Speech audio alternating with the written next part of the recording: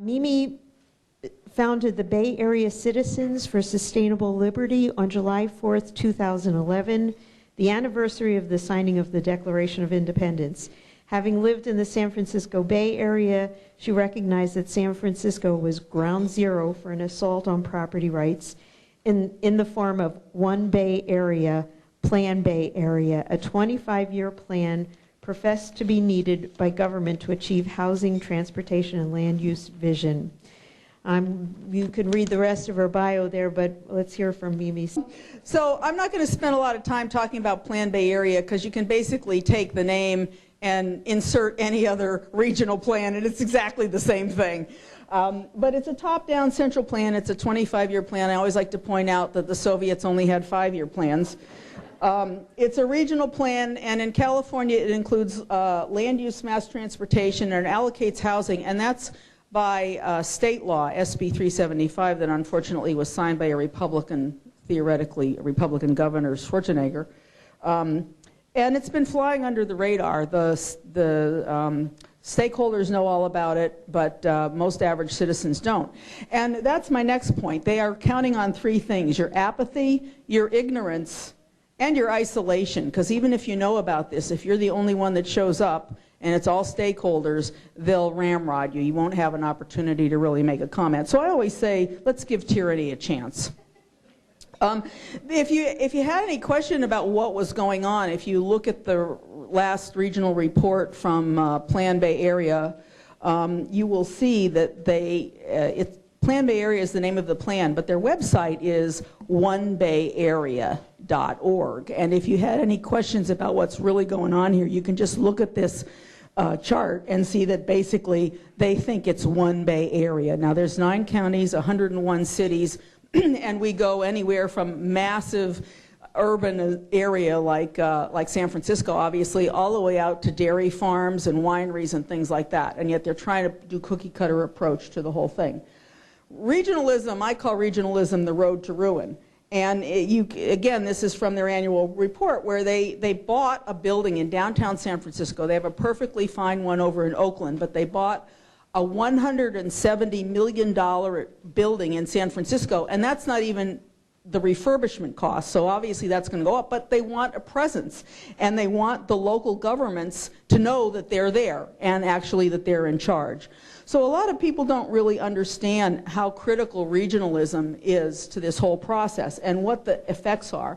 I found a document from the University of Wisconsin Law School, and it talked about the promise and perils of the new regionalist approach to sustainable development. And they basically say in the table of contents that new regionalism is a response to failures of local government. I didn't know that. And it's a new form of governance. Very, very bad stuff. This is a direct quote from there. It says, new regionalism is a new form of governance to enhance distributive justice. Everything you read about in all of these plans has to do with social justice, distributive justice, wealth redistribution, as Stanley Kurtz would say. This came from a Department of Transportation mega regions report in 2011, and it basically says the same thing I was telling you. New regionalism proposes an institutional shift from government to governance, and emphasizes public and private sector partnerships, joint ventures. The emergence of multi-level governance may provide a framework for governing megaregions. Pretty disturbing stuff when you actually understand what that means. Regional government is not self-government, and Charles Cagnon in the back there, raise your hand, Charles, he came up with that expression. He lives in San Francisco, and he's been very active in our group. And self-governance, which you will hear the term a lot, is not self-government. So where are we here? We're essentially, through these transportation and land use plans and regional plans, we're essentially changing our form of government in a stealth way, and nobody understands that. Nobody is making a comment about that or even protesting it. And so this is a comment that somebody made earlier in the conference, and I thought it was really good. We either restore local government or we submit to global governance. And the way they're going to accomplish this is nudge, shove, and we're at the shove stage in the Bay Area because people are now awake and they are protesting, and the planners are not very happy campers. And I always like to say, build it and we will force you to come. Now, how are they going to force you to come? Well, they have this thing called the Land Use Transportation Policy Toolbox, and you can see all of their tools here. I like to call this the toolbox of tyranny. And they had 5 different plans that they proposed to us peons to choose from. And this happens to be their preferred plan. And I don't really have time to go into all of these. I would be happy to talk to you about them later. But they follow the same template. They want to force a change in your behavior. Okay, Randall, I need you. So wait, before you hit the button, what I want to talk about here is what we did was we started out actually with a bunch of Tea Party and 912 groups. And we went around to 8 of the 9 counties of the Bay Area. We skipped San Francisco because we figured that was a lost cause.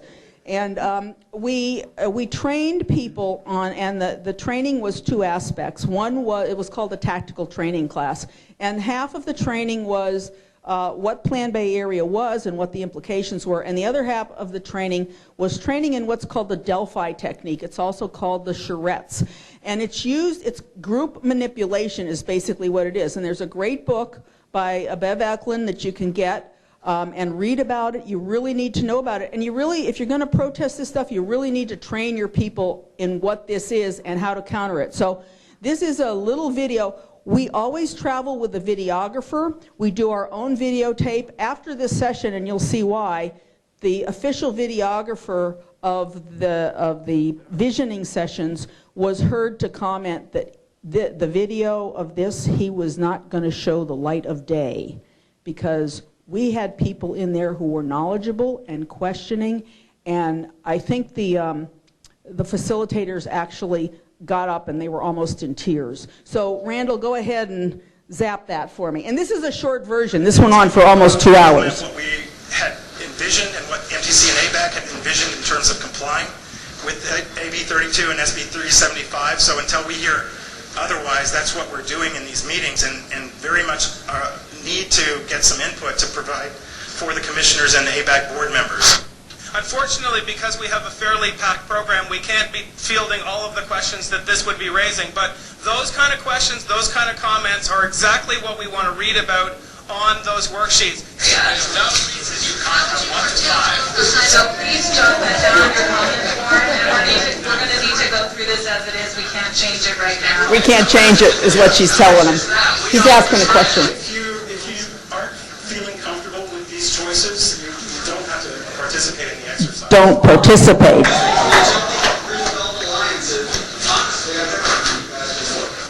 And I would encourage you all to hold your questions until the end. We're going to lead us into a next exercise to try to get more of your ideas. There were about 10 questions that kept asking him, and he refused to answer.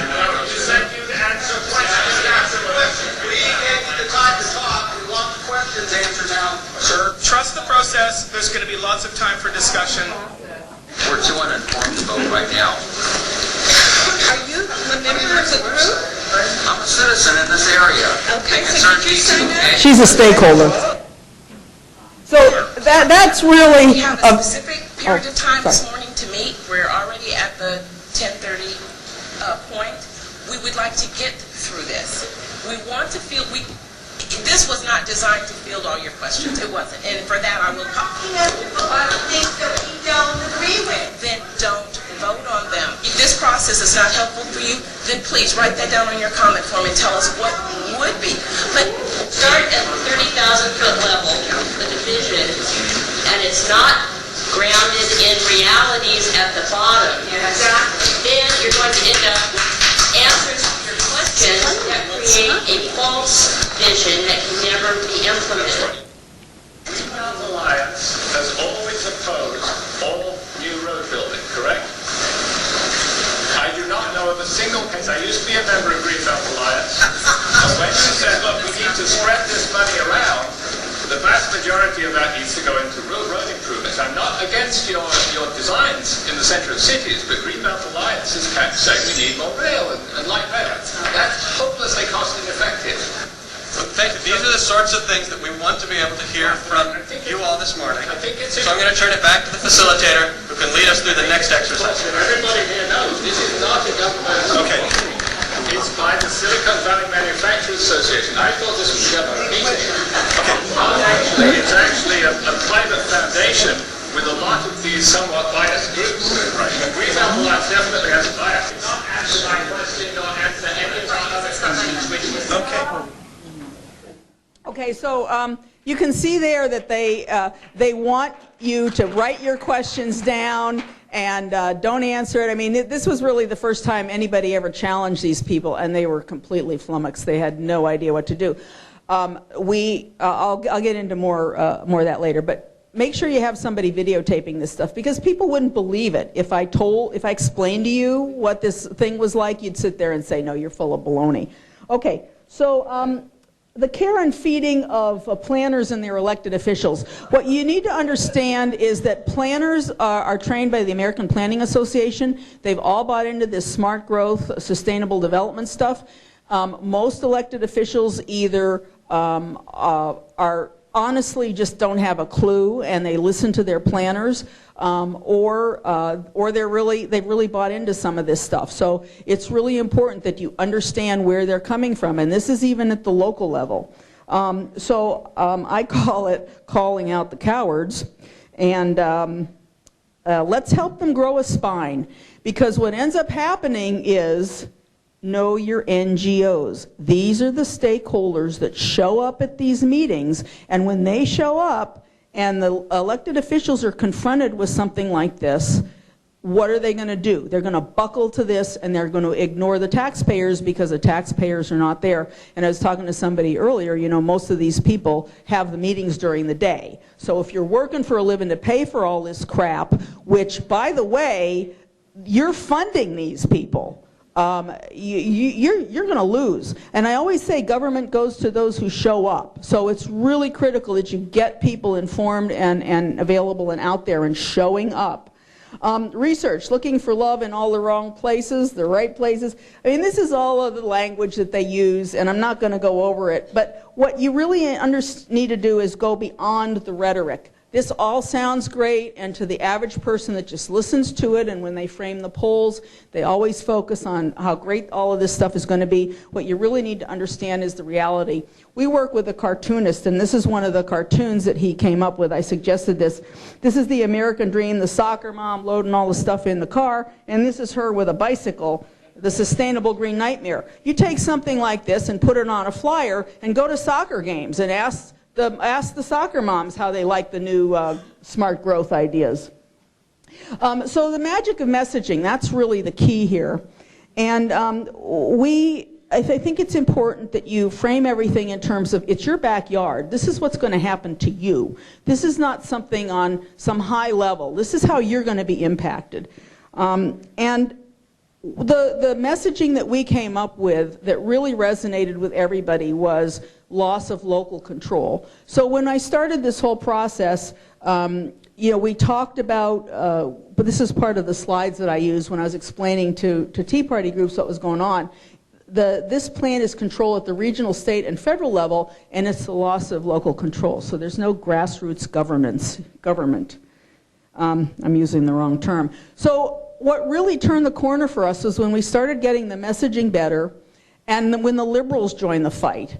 And we have Marin County. It's a very, very liberal area. Many of the people in our coalition self-identify as being to the left of Barack Obama, if you can believe that, and they're against this. And when we first contacted them, they were doing some work on the sides in their communities, but they didn't understand the regional thing. And when I first contacted them, they said, well, we don't want to be associated with the Tea Party, and we don't want to be associated with Agenda 21.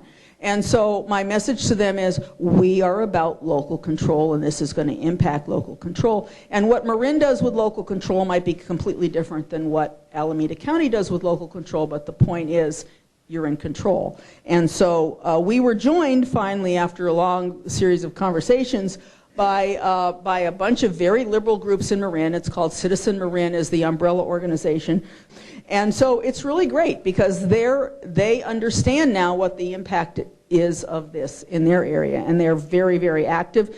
They're writing in the Marin Independent Journal, which is a very influential paper in the area. Leveraging language.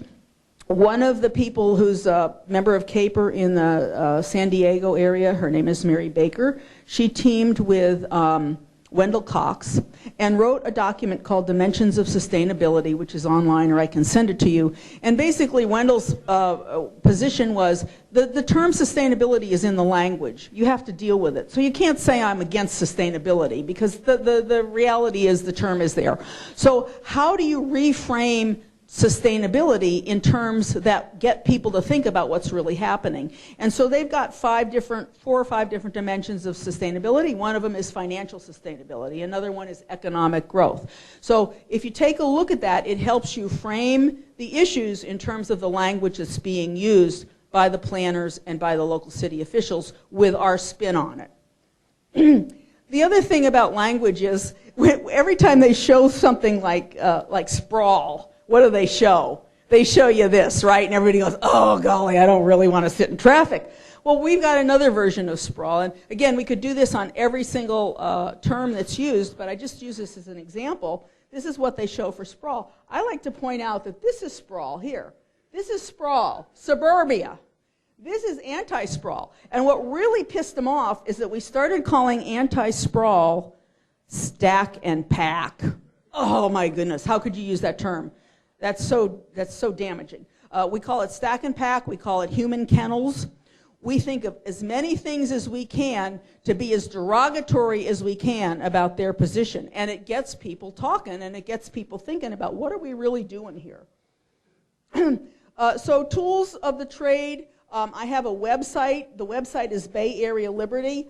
You can see here, don't let the sun set on liberty in the Bay Area. That's my little phrase there. Join the opposition coalition. You can go to my thing and you can get on my free email list. And I've got people from all over the country. I'm a 912 member and we network. It's really important to network with other groups and find out what they're doing. Notice regional government is not self-government.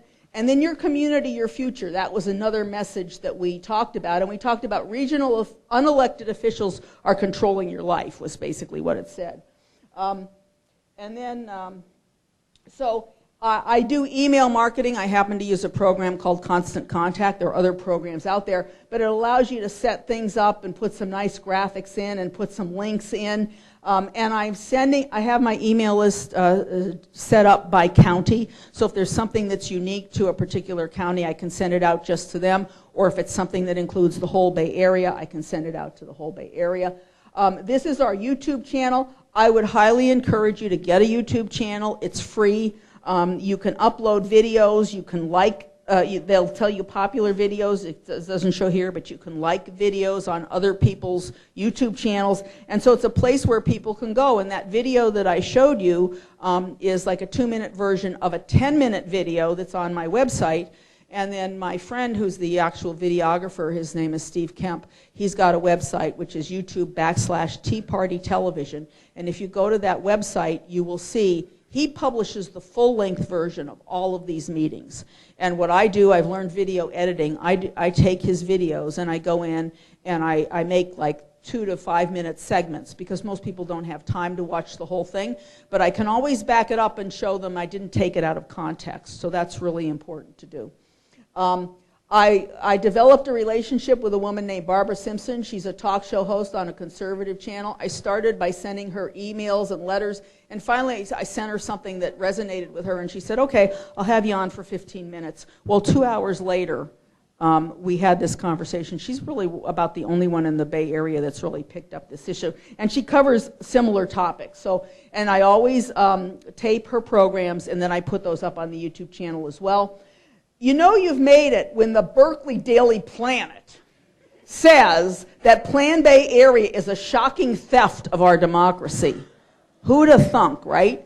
So we got, you have to build a coalition, and the coalition we are at right now, 40 plus members from organization members from all across the spectrum, right, left, center, declined to state. We do a lot of writing in the patch, the local patch. This is one of my ladies. She's a grandma, and she gets up there and she gives those guys the what for. And she's got her own little blog, but we also write articles in the patch. The patch tends to be relatively liberal in the Bay Area. It's a good way to get an opposing message out. We do flyers and we do special meetings. You know, I'm in favor of being really radical here. Your home is in danger. I mean, let's lay it out. Your home is in danger. Free public meeting, preserving our homes and our land. We also started this thing called a citizens' town hall, and this is really effective because the politicians weren't doing town halls, and they weren't educating people on what was going on. In different towns, again, Los Gatos, Saratoga, that's a relatively affluent town, very liberal town in the Silicon Valley. And the message was, why do you live there? Well, you live there because they got good schools and all this other great, unique care of your town, and regional officials who do not live in your town want to change that. And so that was really good messaging. And it urbanizes your town. That's a great messaging. Or it Manhattanizes your town. That's a great message for people in suburban areas. Brooklyn. Okay. So come out and find out why this is imminent without your input. And that's how we start recruiting people. Okay, so this was a video. I have to, full disclosure here, the woman who is singing, she gets up and she gets so frustrated with these politicians that she sings to them. And she's done this multiple times, and she's had her microphone cut off a couple times. In full disclosure, she didn't have her microphone cut because of what she was saying. They all had given us 1 minute, and this was on July 18th when they actually approved the plan. So, so hit it, Randall. Just a little prompt here. I looked up some facts.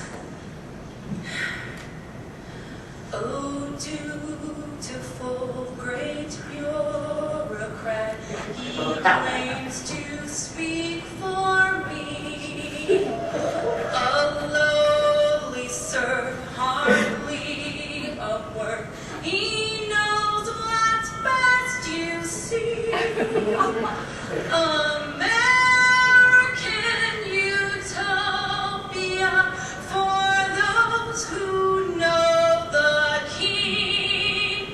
He'll crown all day in the beltway, and the rest get nothing.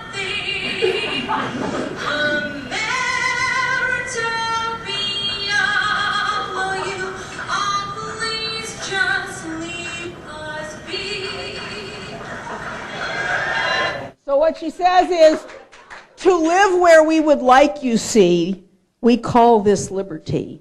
I just want to let people know that about 3 months ago, I contacted Glenn Beck's organization. I've been on his program before, and he's got a new program called For the Record. It's a 30-minute program. It's once a week, and what they're trying to do is do the equivalent of 60 minutes. So they came out to California, they did an analysis of Plan Bay Area, and they're going to show the video tomorrow night. If you have Dish, or you can get on Glenn GBTV for free for 2 weeks to just see what his programming is like. This is the trailer that they just produced yesterday. This Wednesday, the government is manipulating society through social engineering. Could their agenda cause more cities to end up like Detroit? For the Record, Wednesday night at 8:30 Eastern. And I just want to end with this. Mark Levin, Wendell Cox wrote an article about California is killing suburbia, and about 2 years ago. And Mark Levin read that article, and he went off on this article. And this is his little rant. Obamacare in place on health care, the local zoning like this in the state of California. Just think about it. You won't have to make any decisions for yourself. You know how many of you work in little cubicles? Now you'll live in little cubicles. You have an automobile, and you won't be private health care. The government will decide what you get and what you don't get. Folks, this is Thomas More's utopia. Folks, this is tyranny looking you in the eyes. I'd love to put a smiley face on this, I really would. But there's nothing to smile about. This is coming to the rest of America, too. No question about it. We're not running out of land. We're not running out of natural resources. We're running out of liberty. We're running out of private property rights. The government just keeps pushing us around, coercing us. Whether it's your local, city, township, county, with their zoning rules, which are out of control, or your state, which piles on top of the federal government with the phony environmental laws and so forth, and of course the federal government, which we've talked about ad nauseum. The government comes between you and your private property endlessly, not just through taxation and regulation, but through zoning, control of the automobile, and so much more. I don't have an answer right now, folks, but I'm going to tell you what's happening in California is going to spread east and do it fast. So the bottom line is liberty is not at the table.